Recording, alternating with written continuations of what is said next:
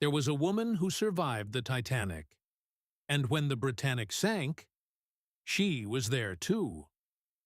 Violet Jessop was the daughter of Irish immigrant parents. She was born in Argentina. She had a deeply religious character. But no one knew she would live through two of the most famous ship disasters in history. In 1911, Violet Jessop was working as a stewardess on RMS Olympic. One day, the ship collided with a British warship. The incident became known as the Olympic Hawk collision. The ship was badly damaged, but it did not sink, and Jessop survived her first maritime disaster. In 1912, Jessop began working on the RMS Titanic. Before the voyage, an elderly Irish woman gave her a prayer.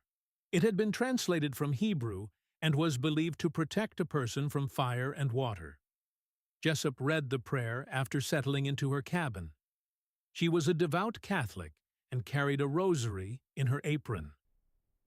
On the night of April 14th, Titanic struck an iceberg. When the collision happened, Jessop was in her bunk. She was sleepy, but not fully asleep. Soon she was ordered to the deck. Passengers were surprisingly calm. With other stewardesses, she stood by the bulkhead watching women embrace their husbands before boarding lifeboats with their children. Then an officer called out, "Here, Miss Jessop, take care of this baby."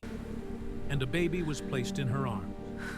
About 8 hours later, they were rescued by RMS Carpathia. Jessop was still holding the baby.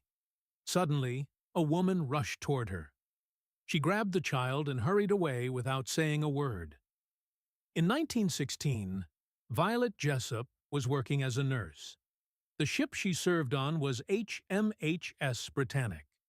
It was the sister ship of the Titanic, but during World War I, it had been converted into a hospital ship.